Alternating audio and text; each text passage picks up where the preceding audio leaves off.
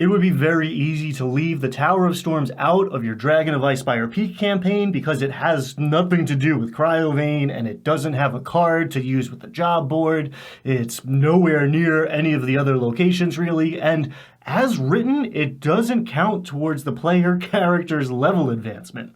But I would recommend taking a look at this quest even to run it as a one-shot, or to pull it out when you don't have the full group and it doesn't feel right to advance that main storyline, because this one has a lot of great elements in it and it can serve as a link that connects the adventure in the Essentials kit to the follow-up material on D&D Beyond that can continue your campaign from levels 7 through 12. Hey everybody, welcome to the Verdigris Table. If we haven't met yet, I'm Ryan Doyle, and we are in the middle of a series of videos helping Dungeon Masters get ready to give their players an amazing experience and have an awesome time doing it.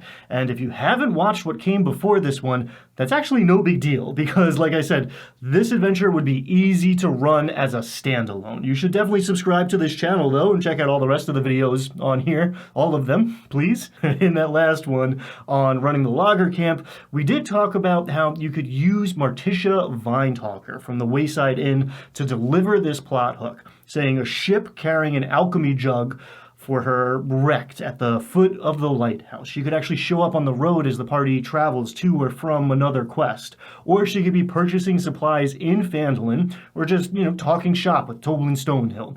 Otherwise, Halia Thornton also feels like a good option here. Maybe one of these shipwrecks was a Zentarum smuggler, and she's the one offering a reward for obtaining a lost item or solving whatever is going on at this lighthouse. Any NPC, even a sidekick, could deliver the rumor on the Phandalin Tales table and talk up how there's likely good treasure to be had. However we get them here, when the characters arrive, they'll be standing on a 100-foot high sea cliff looking down on a lighthouse, giving off an eerie green light that pulses with an audible heartbeat.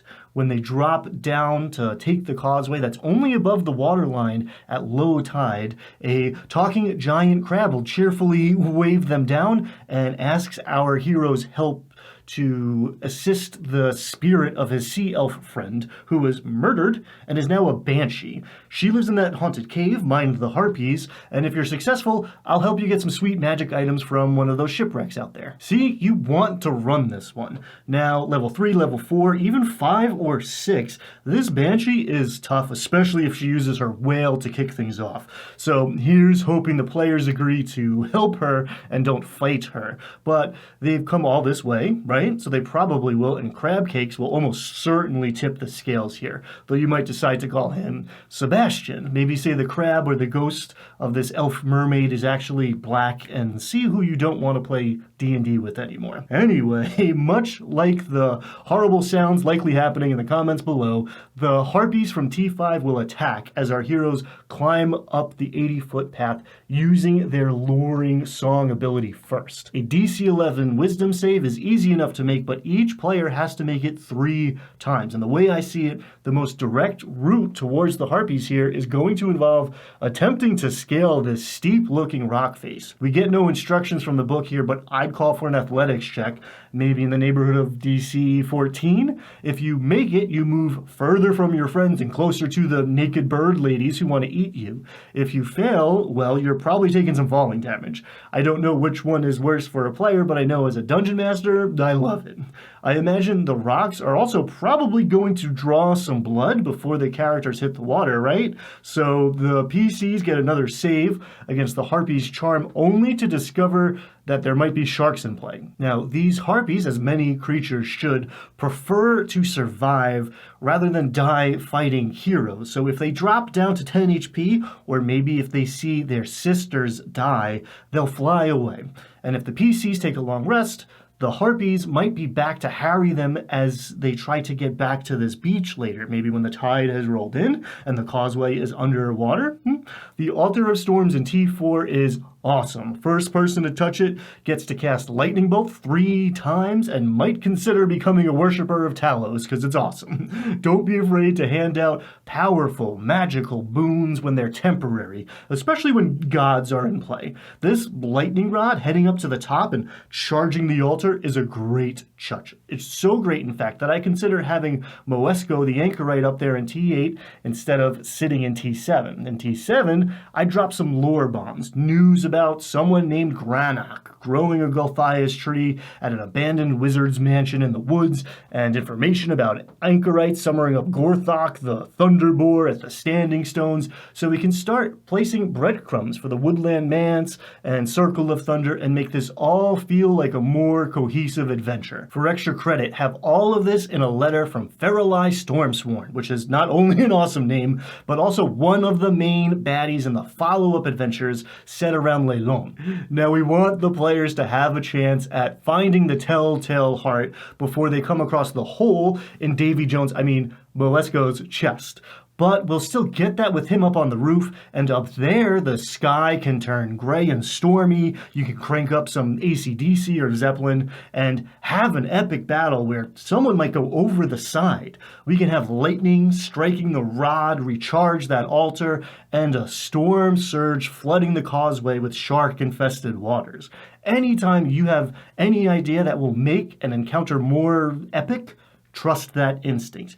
Even after Moesko here drops to 0, they'll still hear and see the heartbeat. If they don't destroy it, they may witness yet another ship dash itself against the rocks below.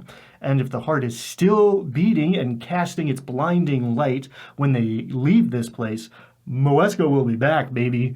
Once they get that conch shell off of him and back to the Banshee, she is at peace, and Krabby Patty will go obtain a magic item from one of the shipwrecks. Now, while standing there waiting for him to return with a newly obtained potion of water breathing burning a hole in their pocket, someone's going to realize there are 5 ships out there and likely more loot for the taking. So check out the rules for underwater combat on page 39 of the Essential Rules because it's challenging. I would absolutely give them a perception check chance to see shark fins circling out there if they didn't already spot them on the map.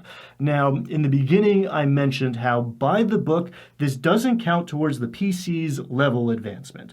Same goes for the Shrine of Savras and Circle of Thunder, and that kind of sucks. So if we want to change it, we have a couple options. One, we can require 3 completed quests to advance levels instead of just 2, or maybe level them up after the first 2 follow-ups, then switch to requiring 3. Alternatively, we could leave it as leveling up every 2, count these quests in that progression, the ones that don't have cards, and use the stone cold reavers to vacuum up the excess so that our players don't face the already lackluster final confrontation with the dragon over-leveled. We talked about how bringing those guys in early will make these mercenaries relevant and pressure the players to act decisively earlier in the series in the Phandalin video, and I think it's also a great way to balance out the leveling and perhaps even avoid running adventures that you find less interesting. Now, for some people, the Mountain's Toe gold mine might be on that list,